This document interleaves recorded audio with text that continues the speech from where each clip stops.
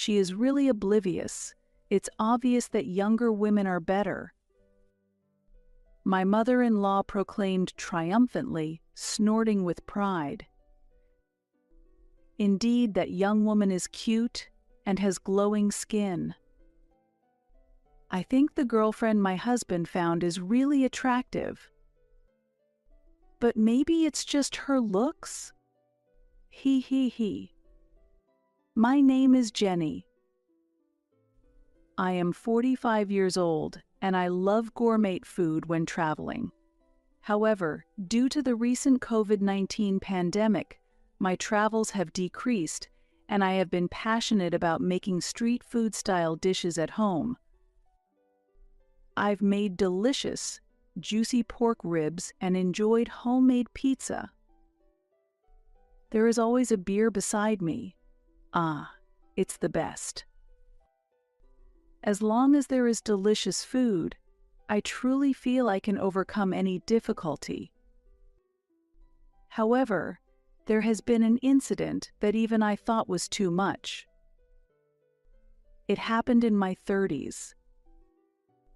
When I came home for Christmas, my mother-in-law suddenly said, "Are you and your husband not getting along well?" My husband choked upon hearing this.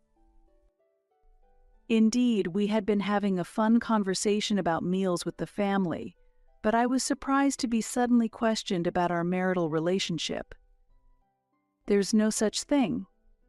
"Right. Oh, what are you suddenly bringing up, Mom?"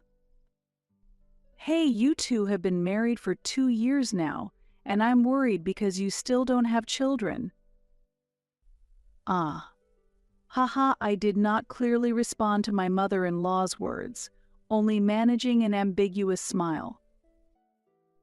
Honestly, I have a strong aversion to such topics being brought up by my in-laws. Even though we are family, I wish they would respect our privacy. Both my husband and I have jobs and have been busy since we got married. While we do want children, we also want to devote energy to our work. Although maternity leave is allowed by company policy, it doesn't function well in a male-dominated workplace. There is little understanding for women who take leave, and effectively, there is an unspoken agreement that if you have a child, you should resign. We had almost used up our savings for the wedding, and there was not enough financial leeway for me to resign and still sustain our lives. Thus, my husband and I have discussed that it's okay to have children a bit later, and we have mentioned this to my parents-in-law numerous times. However, we are continuously pressured with, "Women have limited time, you should have children soon." They don't listen to our opinions at all. So, each time we visit home, the same topic is mentioned, and it has become a regular event. By now, I thought it best to get used to my insensitive in-laws and handle them casually, but a certain incident significantly changed my perspective. It was at the end of the 3rd year of our marriage. "Why don't you two consider getting tested for infertility?" my mother-in-law suggested, handing us a printed page from an obstetrician's website. She pointed to the reviews printed in detail, saying, "Look, most people who received treatment at this clinic got pregnant. People who didn't get pregnant probably wouldn't write reviews so easily. It's unnatural not to find even a 3-star review, let alone bad reviews. All the reviews are 5 stars. Such consistently high praise for the hospital makes me suspect that the clinic might be hiding unfavorable reviews." Yet my mother-in-law continued to rave about the excellence of the hospital to us without any suspicion. However, since she had not actually been treated there herself, she was just reading the reviews as if they were her own experiences. After a long time of not being able to have children, we started going to this clinic and were able to get pregnant within 2 years. The emotional support is also perfect. It alleviates any anxiety about childbirth. It was as if she was advertising for the hospital. Normally, my husband and I would just smile wryly and ignore this talk. It can't be helped. To make sure we're not infertile, let's get tested, my husband suddenly said that.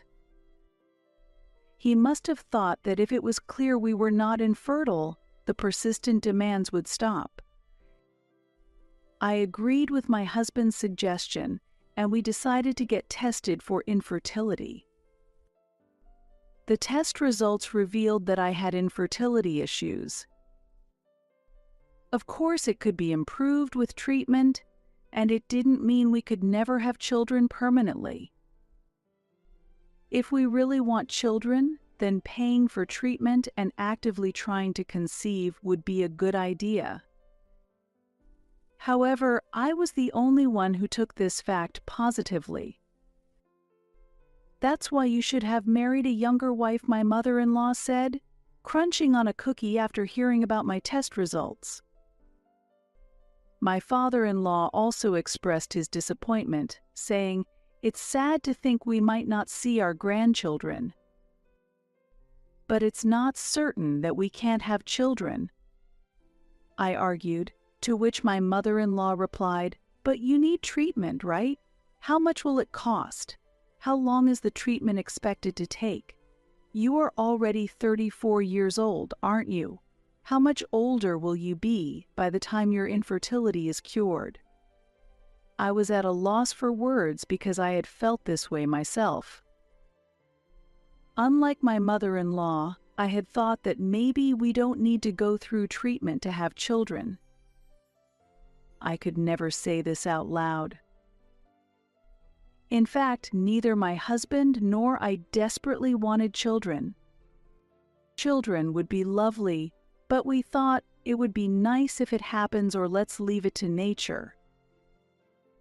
We were not very upset even after the infertility diagnosis, and we did not take it as seriously as my mother-in-law and the others did. Age-wise, I had become an inconvenient presence for my in-laws, who assumed I could not have children. After the results, there had been jokes about us divorcing and finding another wife who could have children. Of course, my in-laws were not smiling. Fortunately, my husband always supported me. No matter what my in-laws said, he firmly responded, "We didn't get married because we wanted children. Don't even joke about that." My husband is an only child, and I understand his parents' desire to see their grandchildren, but childbirth and child rearing are my responsibilities. As my mother-in-law says, it indeed takes courage to give birth and raise a child as you get older. I have always resisted the idea of having children for the sake of my husband's parents, so I am deeply grateful to my husband for supporting me in this respect. I was truly satisfied with marrying a wonderful husband, but another challenge was about to test me. After my father-in-law passed away, my mother-in-law, who disliked living alone in a large house, suggested, "Why don't you live with me?" I really wanted to refuse this internally. I did not think badly of my mother-in-law, but I felt it was her own doing because of her previous sarcasm. I shared my feelings with my husband, but he was leaning towards living together, saying, "Mom is getting older. I don't think I can get along with your mother if we live together. I understand how you feel, but aren't you worried about leaving an elderly mother alone?" "That's true, but you understand that your mother doesn't like me, right?" "That's a different matter. What if, for example, She slips on the stairs while living alone. Dad used to be there, but her knees are weak.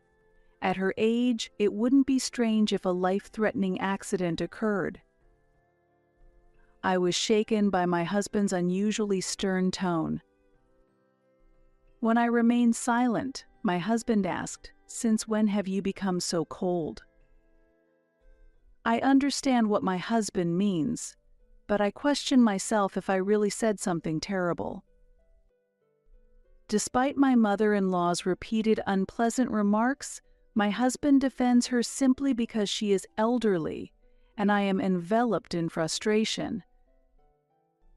We repeated this conversation many times, and my husband never accepted my opinion, eventually leading to my mother-in-law frequently visiting our house and gradually starting to live with us.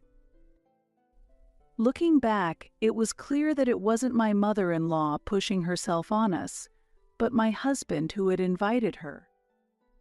Indeed, my mother-in-law only came when my husband was at home, and I had no choice but to let her into our house. Eventually, my husband said, "This house is too small for us to live with my parents," and it was decided that we would move to his parents' house. This was probably the plan from the beginning. I was unaware that I had completely fallen into the trap planned by my husband and mother-in-law. And so, it was decided for us to live together with her.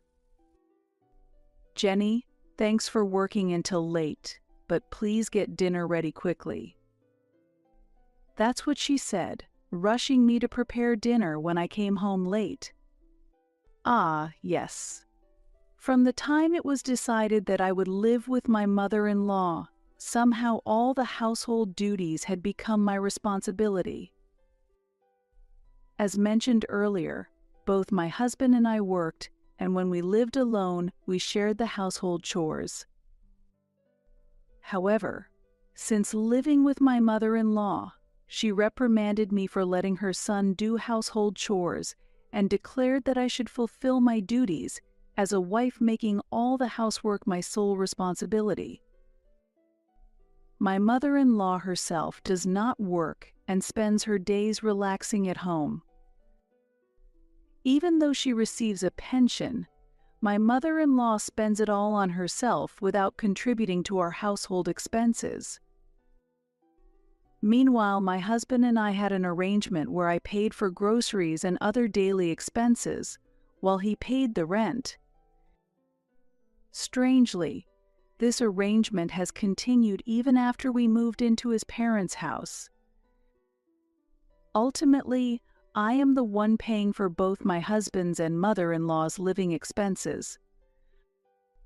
My husband no longer needs to pay rent, and he spends all his income on personal expenses, which have become quite extravagant. He frequently buys new suits and even suddenly bought a new car, even though he previously had no interest in cars. When I ask for the living expenses to be shared, he only replies, "We're not living extravagantly, so your salary should be enough." My mother-in-law constantly argues that a wife should devote herself to her husband, and my husband often agrees, saying, "That's right." I witnessed the change in my once kind husband.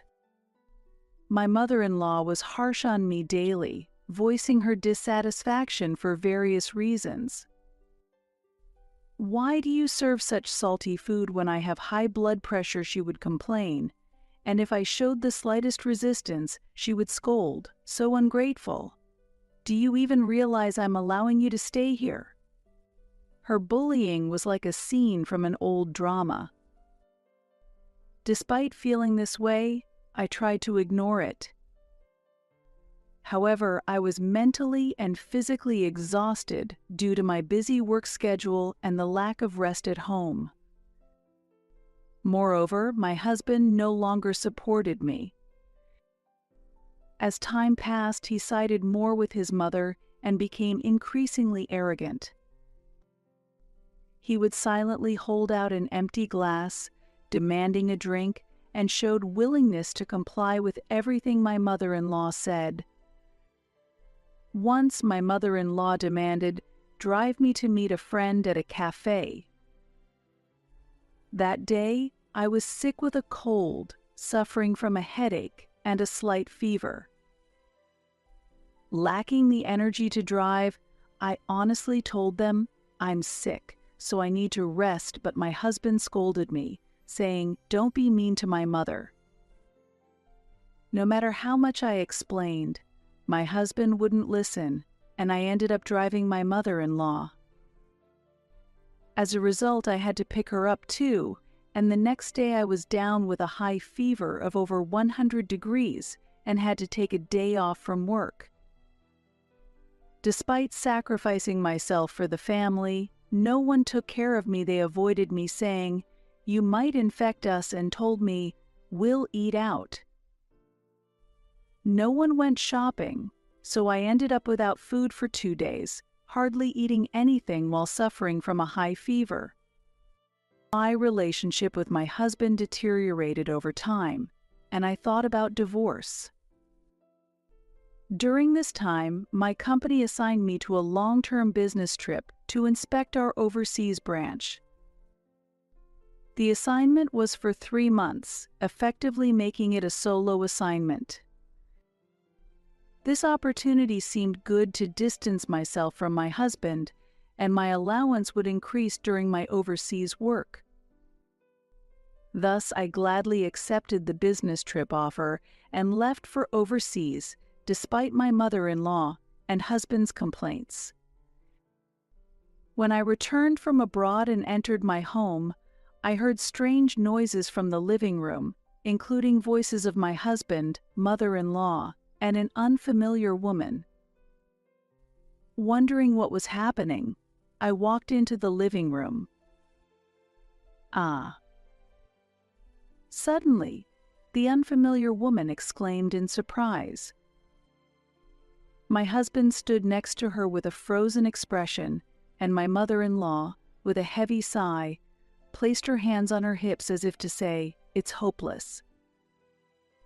I couldn't understand the situation at all. Who is this?" No one answered my question. They only averted their eyes. I asked again more forcefully, "Who is this woman?" Although I nearly knew the answer, my intuition told me so. At that moment, my mother-in-law looked around at the two of them and said, nodding, "There's no problem, right?" "You really are oblivious. It's obvious that a younger woman is better." My mother-in-law laughed. "That statement, you're acknowledging that my husband is having an affair, right?" "Yes, that's right," my mother-in-law answered. As my mother-in-law stood boldly, my husband looked uneasy. Should I take that as the truth? Then I pressed sternly, and my mother-in-law and the woman urged my husband, "Tell her that's true." With a complicated expression, my husband admitted, "My mother is right. As you can see, Jenny, you no longer have a role here. From now on, Katie will be my daughter-in-law," my mother-in-law declared, embracing the woman named Katie. "Katie is only 20 years old, has no fertility issues, and unlike you, who are older and may find childbirth difficult, Katie has the potential to have many children. We can finally meet our grandchildren." My mother-in-law laughed contentedly, and Katie blushed and smiled shyly. My husband simply couldn't keep up with my mother-in-law's and Katie's excitement. Eventually, my mother-in-law pressured her son, "You have complaints about Jenny, don't you? Say it now." Finally, he spoke up, "I want a divorce. You understand, right? This house needs a young woman who can have children. Just disappear quickly," he declared all at once. After finishing his statement, he looked satisfied with himself. Watching this, my mother-in-law and Katie applauded, turning the environment completely hostile against me. However, I had already reached a certain realization. This woman, I had seen her before. She was definitely that person. I laughed to myself. They know nothing. They should enjoy kicking me out while they can, because it's just temporary happiness. Oh, how pitiful. Hey, that woman. Haven't you seen her somewhere before? Huh. In response to my husband's surprised face, my mother-in-law coldly mocked me. Are you making excuses? Meanwhile, Katie stared at me with wide eyes, her expression tense. You know about the Ross residence, right? Huh? Ah, yes, I know it, but what about it? Does it matter now? Does it really not matter? Recently, there have been rumors around the Ross residence about a young woman frequently coming and going. Katie, was it? Him. You look very much like her, exactly like her. At those words, my mother-in-law suddenly let go of Katie's shoulder and stepped back. My husband also exclaimed softly, then shouted, "Who would believe such a lie?" The Ross residence is a well-known luxurious house in this area, and no one knows the specific details of the business conducted there. But the house has a gate and surveillance cameras and sometimes guards, giving it an eerie, fortress-like atmosphere. Although their faces are not similar, the house is home to many stern-looking men, and the particularly grim-faced master is called boss by everyone. All the cars visible from the outside are black luxury vehicles, and the nameplate emits an indescribable eeriness. Because of such an atmosphere, even mischievous elementary school students passing by the house do nothing and quietly walk past. That is the infamous Ross residence.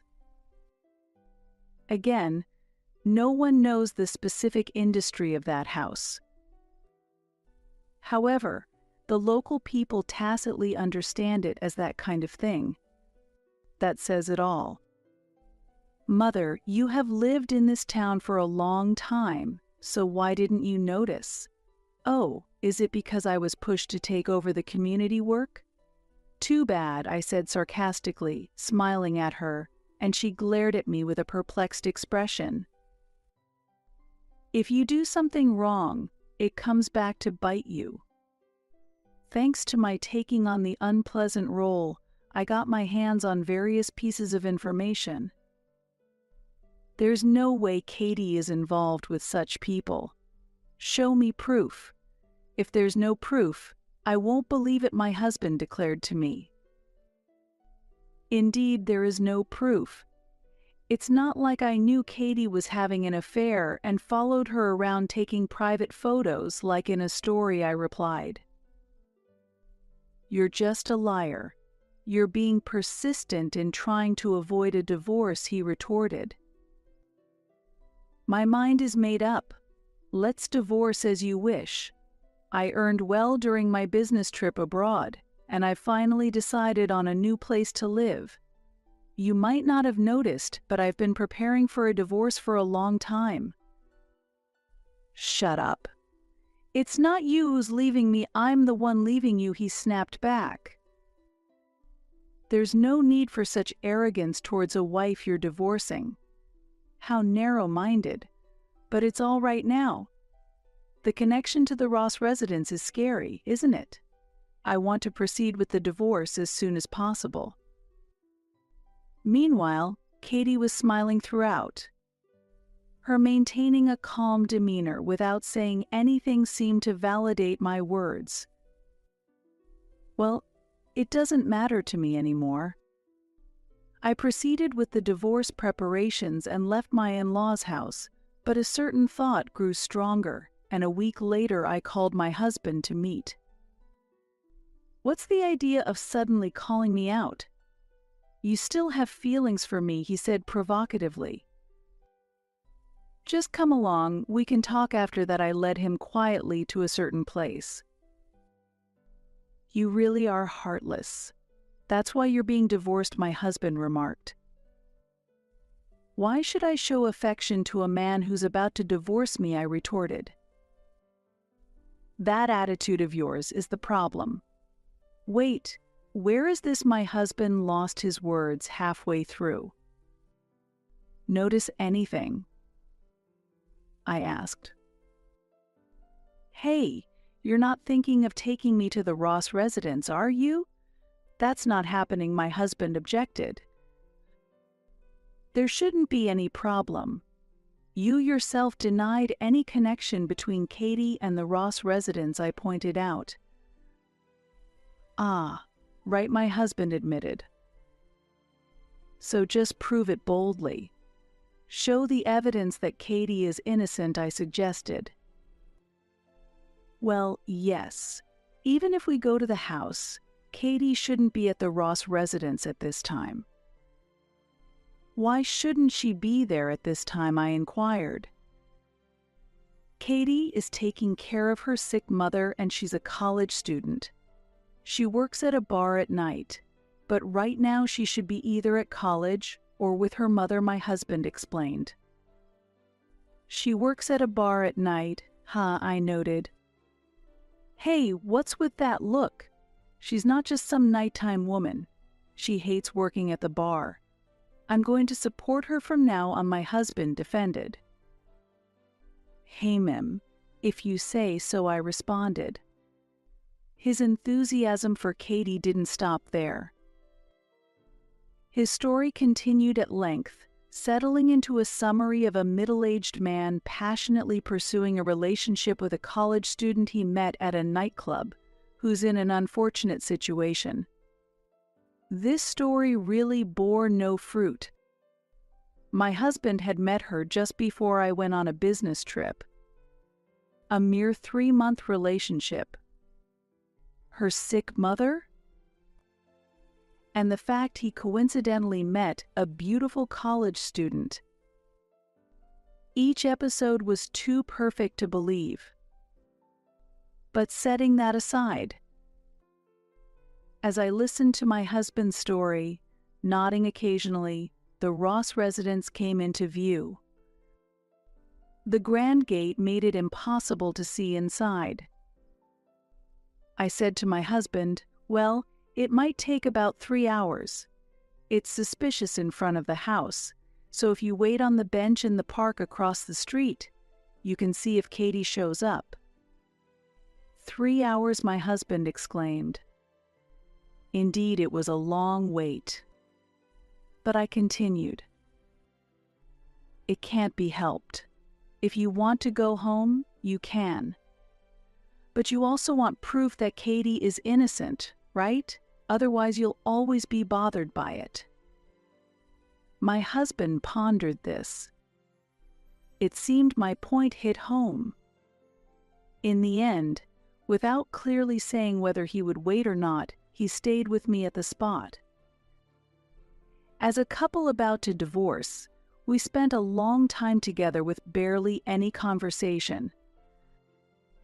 In the silence, about an hour and a half later, the gate of the Ross residence opened. It was my first time realizing that the gates of this luxurious house opened automatically. Oh, such incredible wealth. The gate opened, but no car or person appeared. As we feared harsh treatment from the residents for our apparent surveillance, we continued to watch. And then, "It's been a while, let's go somewhere together." "Sure, it's been a while since I walked," said Ross, appearing with several men and Katie. Seeing the two of them arm in arm, my husband's face turned pale. "Keck, Katie," he shouted and, without thinking, ran towards Katie and Ross. As expected, my husband could not approach them and was immediately restrained by the men. For these sturdy men, a man like my husband posed no threat, and they half smiled as they dismissed him. "What's this guy?" Surprised, Katie stopped him. "Ben, why are you here?" Katie: "Who is this man? Are you betraying me? To address my daughter so casually, you've got some nerve. What?" At that moment, Katie gave a wry smile, and although I couldn't see my husband's face, he was probably pale.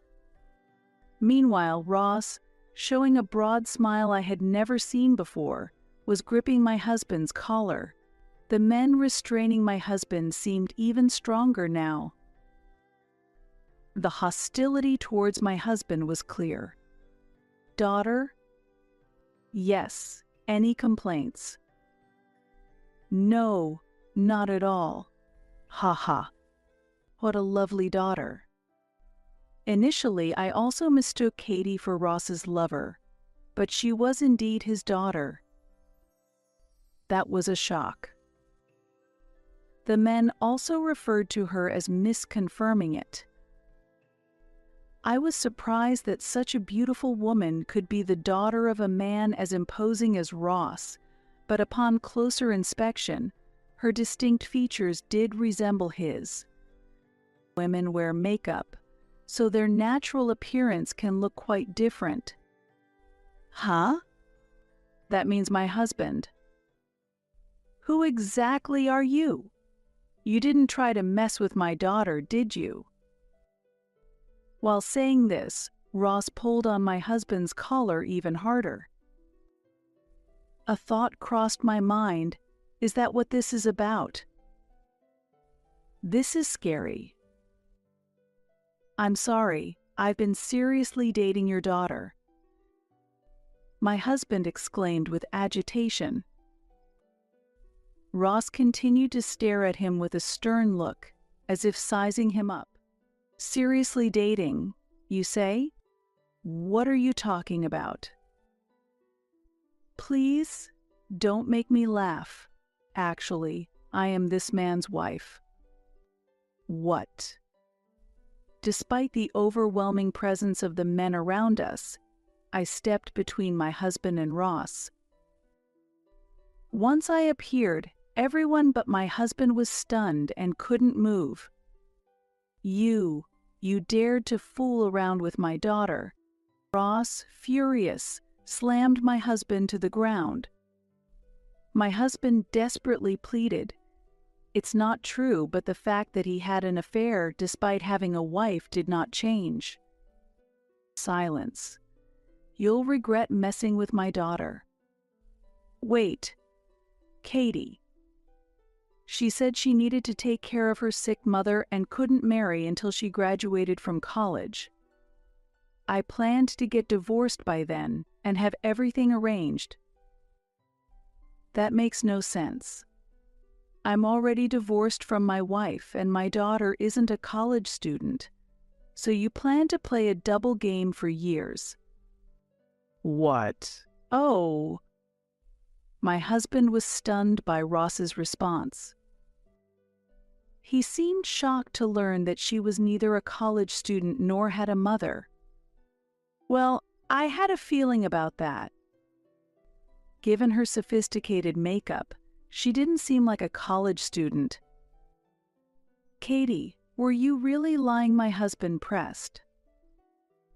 After a wry smile, Katie replied, "You shouldn't take a woman's words at face value, Ben." "What is the truth, then? Why would a daughter of such a household work in that kind of place?" Most of it was a lie. Working at that club was sort of a social experiment, but now that my father has found out, I have no choice but to quit, Katie explained. Ross responded to her puzzled look with, "That's only natural." However, it seemed he was not angry about his daughter's actions. From every move she made, it was clear that Ross deeply loved his daughter. Didn't you love me? Katie only responded with a wry smile, avoiding a direct answer to my husband's question. It probably felt to her like they had just been dating for a little while. It appeared she was under strict control from her stern father. For my married husband, perhaps she was just a convenient affair partner. If she was a child from such a family, even if sued for damages, she wouldn't need to worry. Her father would surely take care of it. Anyway, don't think you can mess with my daughter and get away with it. While saying this, Ross again strongly pulled my husband's collar. Even if Katie agreed to the affair, it was an unreasonable situation. However, as a wife who was cheated on, I actually felt a sweet victory despite keeping it a secret. Just as Ross was about to hit my husband, Katie intervened. "Dad, that's enough." Following his daughter's words, Ross, after a brief conversation with her, said, "If you say it's okay and let my husband go," signaling to the men around to release him too. Unable to move from fear, my husband was on his knees, tears in his eyes. Since my husband couldn't stand up due to shock, I took him back to his parents' house, and that day's events were resolved. A few days later, help me. Suddenly, my husband contacted me on my cell phone. What happened all of a sudden? As far as I'm concerned, I want to proceed with the division of property first. We can talk about that later. Please, it's urgent. Katie came to our house. What about it? Aren't you two supposed to be separated after that incident? I was going to do that. Please, I'm desperate. Get involved. I couldn't help but think, why should I? But at the same time, curiosity stirred within me. This could get interesting. I had no intention of helping my husband, but driven by curiosity, I headed to his parents' house. There, Katie, my husband, and my mother-in-law were all arguing in different ways. Please, I can't be in this house anymore. Why? Didn't you two want to have children? Actually, I'm pregnant. How do I know if it's really my child? What are you saying? At that time, I was with no one but you, Ben. Oh, this is. Listening in, it seemed that Katie was pregnant with my husband's child. That must be why she came all the way to his parents' house. Since my mother-in-law had partially accepted her into the family already, the pregnancy itself wasn't surprising. However, my husband apparently did not want anything more to do with Katie and was reluctant to accept the child as his. How can you expect me to believe that? I'm not even sure if you ever loved me. How can I believe it's my child? As my husband shouted, the atmosphere around him froze. I was there as a detached observer, but it wasn't the time to chime in with, "Hey, look who's here." Still, when my husband saw me, he looked relieved. "You finally came." I want to make things right with my wife. Just give up. What? I have no intention of that. As I frankly stated my true feelings, my husband frantically pleaded, "Just cooperate with me for now." Even knowing it was a lie, it was hard to accept. Katie, I no longer have any interest in this man. So if you really are pregnant, you should make him take full responsibility. As I said this, My mother-in-law shouted, "Don't butt in. We were trying to welcome you back into the family." Huh, what are you thinking? You guys are the ones who will be in trouble if I refuse to remarry. What's with that attitude? Well, Mom. Please don't make Jenny angry. Sorry, Jenny. Considering the situation, it seemed both my husband and mother-in-law were showing respect towards me. That actually felt pretty good. What's that about? You're really too much. Katie muttered quietly, facing down, speaking the plain truth. True to Ross's daughter. As she spoke, both my husband and mother-in-law froze. Her anger must have gotten through to them. Just as the two tried to make excuses, Katie picked up her phone and said, "I'm sending Dad over," then hung up immediately. Anyone could guess what was about to happen next. My mother-in-law slumped down, saying, "It's over," and my husband tried desperately to comfort Katie, but it was too late. Once she took offense. Within 10 minutes, a black car quietly stopped in front of my in-law's house. Several robust men got out and quickly shoved my husband and mother-in-law into the car. "Stop. Jenny, please help," my mother-in-law cried, tears and snot running down her face. My husband also pleaded, "Please call the police. Call the police," but before he could finish his sentence, the car carrying them sped away. Did I call the police? Absolutely not. I pretended not to see because I didn't want to get involved. A few days later, I received a call from my husband to discuss the division of property. Thinking that we were finally getting divorced made my heart feel lighter. I couldn't help but smile throughout the negotiation. My husband had been reluctant before, but on this day he agreed to everything I said. As a result, the division of property and the compensation turned out very favorably for me. I avoided receiving any money from Katie, feeling it too risky, but my husband took care of it instead. It took some time, but I feel it was the best possible outcome for my divorce. Meanwhile, my ex-husband was in a sorry state that day. His arm was fractured, and his arms and legs were covered in bruises and wounds. While his face was strangely unscathed, every little movement he made let out a small cry of pain, indicating his body was severely injured.